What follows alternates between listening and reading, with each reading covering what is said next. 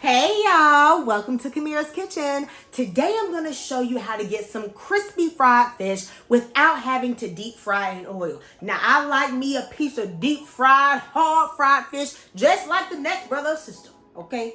But today I'm going to show you how to cut back on that oil, and the best part about it is that you're not going to need no fancy equipment, no air fryer, honey, and you can do a lot of pieces of fish at one time, and it's gonna be sure enough good. Y'all, let's go ahead and get started.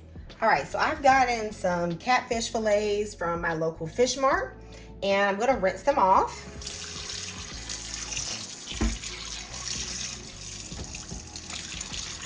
I'm also gonna add a little bit of vinegar.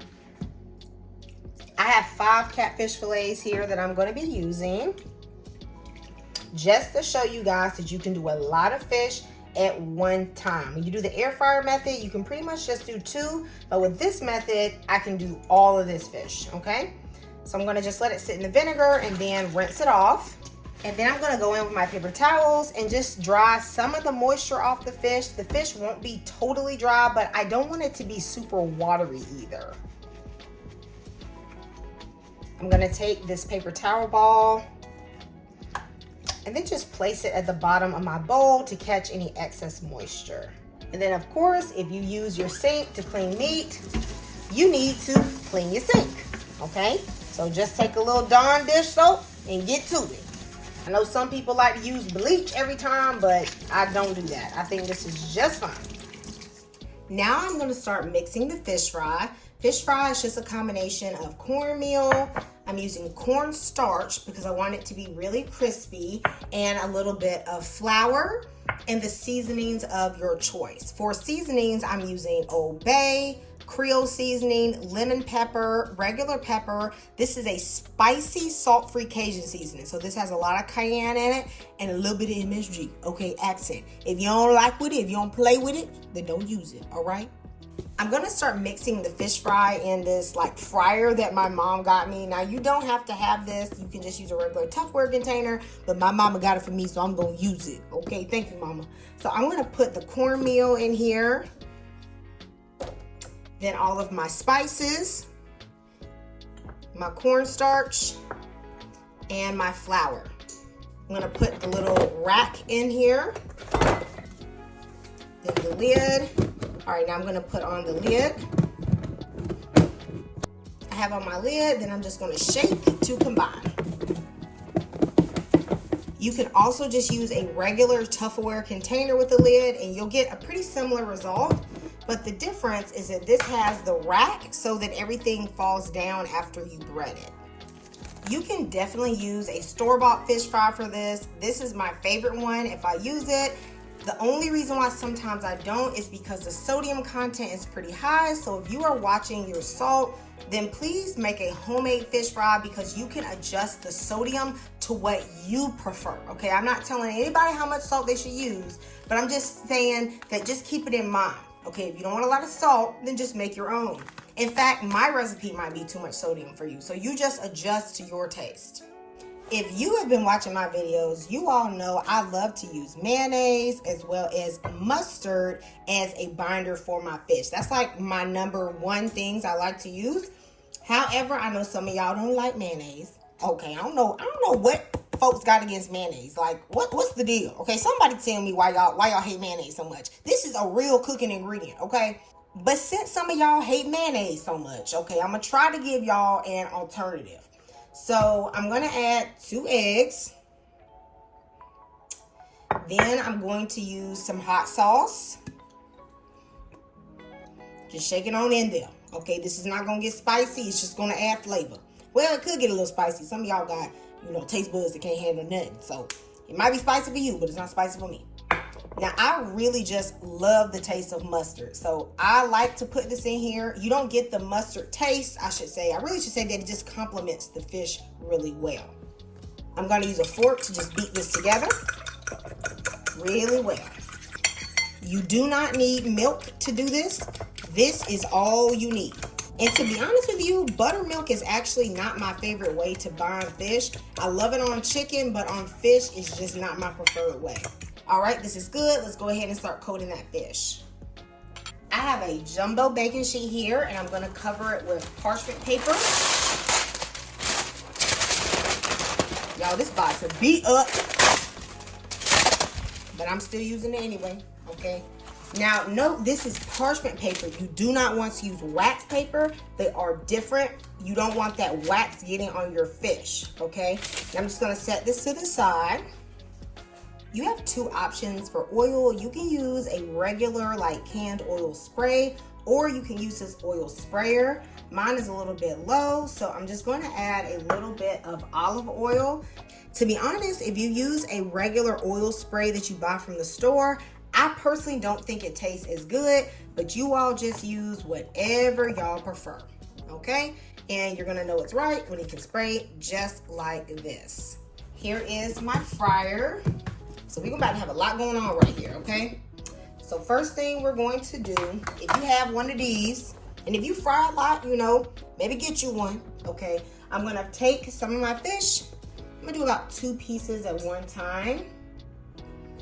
And you can do this recipe with any fish, especially white fish. It works really well. Tilapia, flounder, okay, whatever it is you like.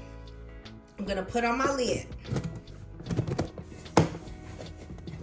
So I'm gonna shake it really good. You can even flip it upside down, to be honest with you. I don't like to do like too much of an aggressive shaking with fish, just because fish fillets are more delicate than chicken. Y'all, when I be doing chicken and pork, I just be tearing that thing up, all right? But with fish, you gotta be a little gentle. Now I'm gonna tap it.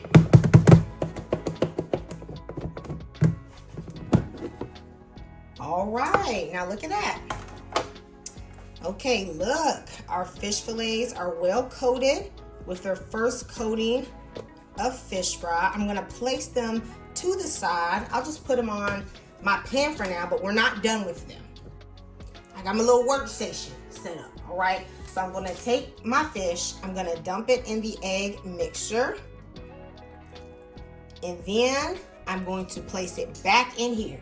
That's right, we about to do a double coat, baby. Okay, we about to get that extra crunchy fish. Oh yeah, okay, once it's coated, go ahead and put it in there. Then I'm gonna top this off and I'm gonna shake it one more time. If you get low on fish fry, all you need to do is just add a little bit more cornmeal. Just gonna toss it back and forth. Make sure that lid is on tightly so that, you know, nothing escapes. Okay, let's look at this marvelousness. All right, that's what I'm talking about. Do you see this? Nice coating on this fish. All my fish has been coated. However, I left this one without a double coating because I want to show you guys the results you can get if you don't want a double coat. I know some of you may not want all of those carbs or whatever. You don't want to go through the effort of double coating. So we're going to compare. These all have the double coat and this one just has the one coating. Now I'm going to spray each one generously with olive oil. And yes, you do need to spray with some type of oil. Baby, your fish going to be dry if you don't put nothing. Okay, you need something. Okay, you ain't got to put a lot, but you need something. The devil is a lie. If they trying to tell you that you can put no oil on your fish and get it crispy, baby, they lying to you. Okay, they lying to you. All right, they don't want to see you win. Okay, now I'm going to flip my fish over. And I'm going to do the back side too. You know, a little bit of fat, ain't nothing wrong with that, okay? You got friends trying to tell you, you know, you got to live a fat-free lifestyle. Baby, get a new friend. You do not need this much oil, but for the purpose of demonstration, I'm going to show you what to do if you don't have a sprayer. So I just have a little standard little kitchen brush, and this is a little bit of oil, and you can just brush it on top of your fish like this very lightly. Especially if you've done this double coating, you can get it all over the fish. So look, you ain't gotta go out there and spend your money and buy nothing else. All right, anybody can do this recipe. If you don't have one of these, baby, get you a little paper towel and start dabbing. You ain't got paper towel, I don't even know what to tell you. Just pour. Just pour it on there. Get you a napkin from McDonald's. Steal you a napkin from McDonald's. Preheat the oven to 425 degrees.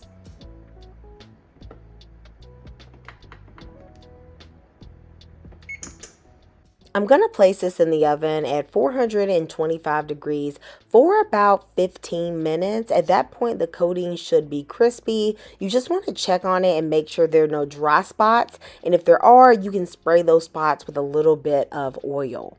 If your fish is thinner or you decide just to do one coating, you can adjust your time as needed. I always suggest doing one test fish before doing the whole batch. But let's see what this coating talking about, okay? This is the one layer. Not bad. Okay, right here you can definitely hear it. This one's got the double layer. Okay, hold up now. Very crispy on the edge. And I'm gonna show you the other side. Look at that. You don't even need to flip it. Crispy too. So this is my fish, y'all. Okay, the one right here in the front, that's one coating, and then this one has two. Now I will tell y'all my favorite binder for fish, as y'all know, is mayo and mustard. There are so many mustard and mayo haters that I didn't do that today and I used egg.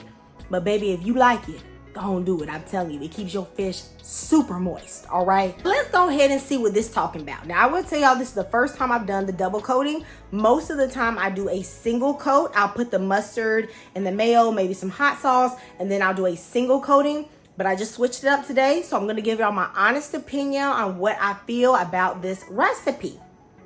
So I'm first gonna start with the double coats. All right, let me just go get into it. It's got a little crunch to it. Can y'all see? Okay. Got a little crunch to it. The single coat right here.